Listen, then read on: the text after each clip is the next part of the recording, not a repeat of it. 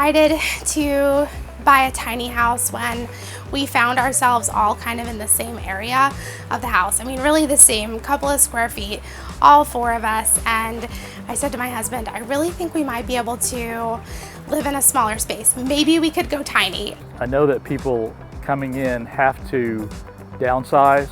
They have to do a lot of letting go, a lot of garage sales, a lot of just giving things away.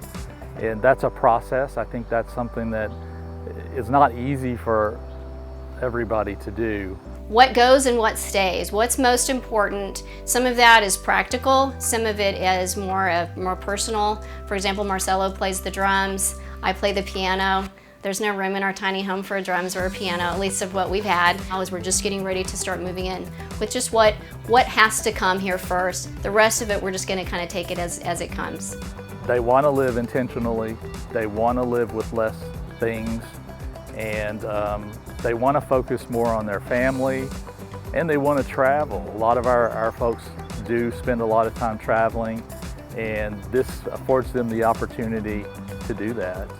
But they have to go through the right builder to give them the right price, and they also have to park it in an area that's, you know, at the right price for rent and everything. So I do pay about $600 a month in rent. I didn't pay completely out of pocket for this. I did get it's kind of like a merger of a personal loan and a mortgage loan. There's only one bank in the entire United States that does these tiny home loans.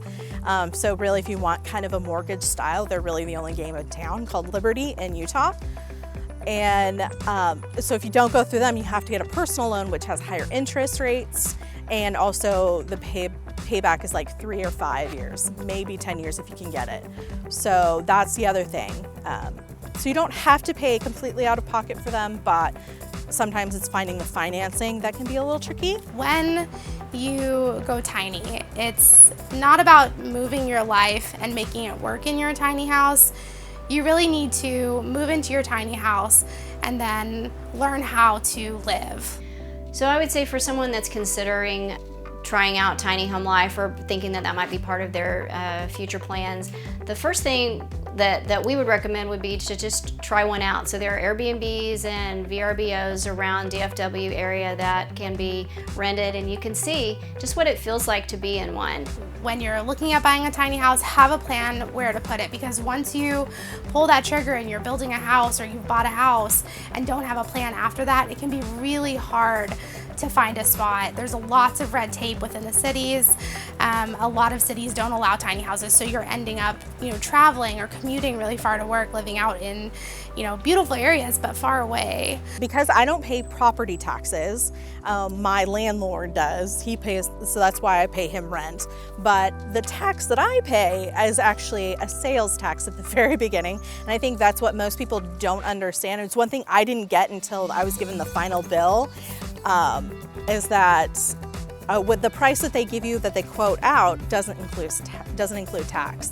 So that it's a big surprise, because it's like 10 grand. Like, that's a lot of money. And it was way more affordable than a conventional home. And then our footprint's pretty small. So, environmentally, we love this lifestyle.